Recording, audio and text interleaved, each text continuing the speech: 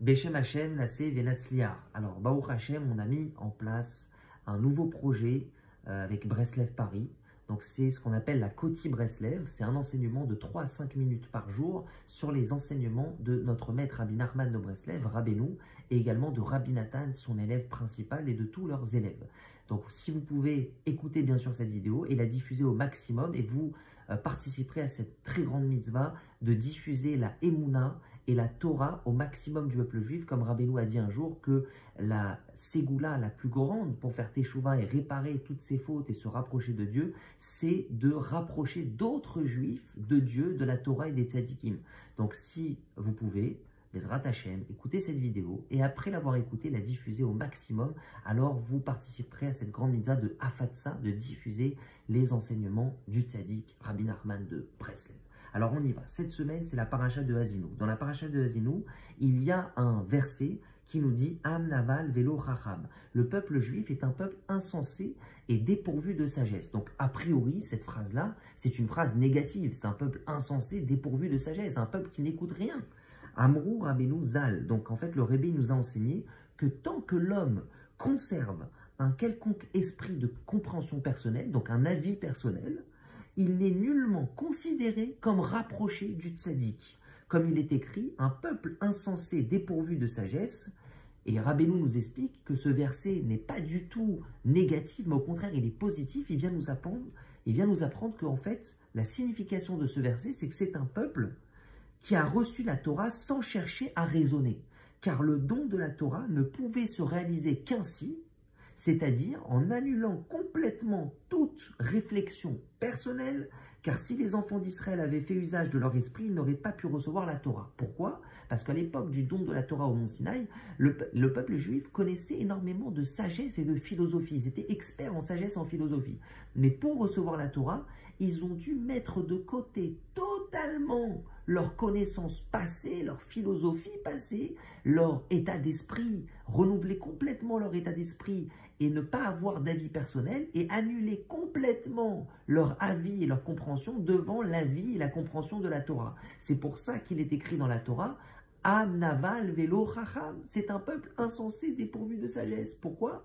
Parce que c'est un peuple qui a accepté et reçu la Torah sans faire preuve de sagesse, d'état d'esprit, d'avis personnel, d'analyse, etc. Ils ont accepté la Torah. Et Rabbeinu, il nous dit qu'un homme ne peut pas s'attacher au tzaddik. Donc un homme ne peut pas s'attacher à Rabbi Nachman de Breslev s'il conserve ne serait-ce qu'un tant soit peu d'avis personnel, de compréhension personnelle, de sagesse et de philosophie passée et personnelle. Il doit faire comme Rabbi Nathan a fait lorsqu'il arrivait chez Rabbeinu. Rabbi Nathan était rave de plusieurs villes. C'était le bras droit de Rabbi Levi Yitzhak de Berditchev dans son beddin. C'était un immense tzaddik. Seulement, quand il arrivait chez Rabbeinu, il a dit « J'ai compris que pour s'attacher à un tzaddik, pareil, il faut laisser son savoir passer, son avis personnel, à la porte d'entrée de sa yeshiva, de sa synagogue, et recommencer tout de zéro. » Parce que si on garde un état d'esprit personnel, un avis personnel, une sagesse passée, alors on ne peut pas s'attacher, se rapprocher du tzaddik de Rabbi Nachman complètement. Comme il a dit le Rav Besançon, chez Yirye, il a dit c'est quoi être proche ou être éloigné de Dieu? C'est simple, être proche d'une personne, c'est avoir des points communs avec cette personne, ressembler avec cette personne, avoir des avis communs avec cette personne. Et c'est quoi être loin d'une personne, être éloigné d'une personne? C'est ne pas ressembler à une personne, avoir des avis divergents d'une personne.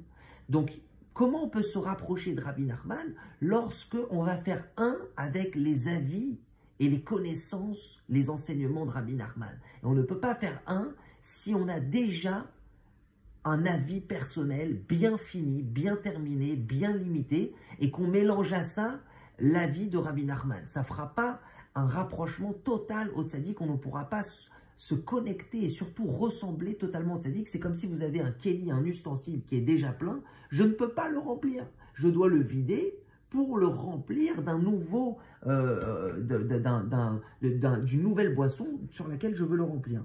Et il nous dit comme ça, il nous dit en effet, toute l'intelligence du monde, même celle des craignants Dieu, des religieux et des gens honnêtes, tant qu'ils n'ont pas complètement brisé les envies de leur cœur. comme une peau qui, lorsqu'elle est parfaitement tannée, ne dégage aucune odeur, alors leur intelligence n'est pas conforme. Elle inspire d'un pouvoir imaginatif issu des forces bestiales d'un corps physique qui n'ont pas encore séparé de son appétit charnel, on va expliquer. Et leur force imaginative n'étant pas encore totalement raffinée, leur réparation spirituelle doit donc passer par la foi dans les sages. Comme il est écrit, Vaya minu ba'Hashem ou be Moshe Avdo. Ils crurent en Dieu et en Moshe son serviteur, s'attachant aux tzadikim authentiques, croyant en eux et annulant leur esprit au leur, totalement comme s'ils ne possédaient aucun entendement. C'est-à-dire que Rabbeinu, il nous explique que l'homme, tant qu'il est vivant, il a en lui le Yetzer Hara, ce qui fait qu'il a un pouvoir imaginatif et réflectif qui n'est pas bon, qui est mêlé au Yetzer Hara. Donc à chaque fois qu'il pense, à chaque fois qu'il parle, à chaque fois qu'il agit, il y a un peu de sa bestialité, de son animosité, de son Yetzer Hara qui s'en mêle. Donc comment il peut faire? Alors il s'annule totalement au tzaddik authentique, Rabbi Nachman de Breslev, qui lui a vaincu totalement son Yetzer Hara, qui a donc raffiné, purifié, épuré, nettoyé son intelligence, sa connaissance et son avis parfaitement. Et donc lorsqu'on va recevoir son avis, alors on va avoir un vrai avis, une vraie connaissance, une bonne connaissance. Tous les enseignements que Rabbeinu nous a donnés, c'est des enseignements pour réussir notre vie, à la fois dans ce monde-ci et dans le monde futur. Avoir une belle vie envers les autres, envers Dieu et même envers nous-mêmes. Mais pour cela, il faut annuler tout d'abord son avis personnel, ses connaissances personnelles, s'annuler à la connaissance du tzaddik et se remplir au maximum d'enseignements du tzaddik. Penser comme lui, parler comme lui, agir comme lui. Et là, à ce moment-là, on pourra faire un avec lui, mais plus que ça, on pourra réussir notre vie.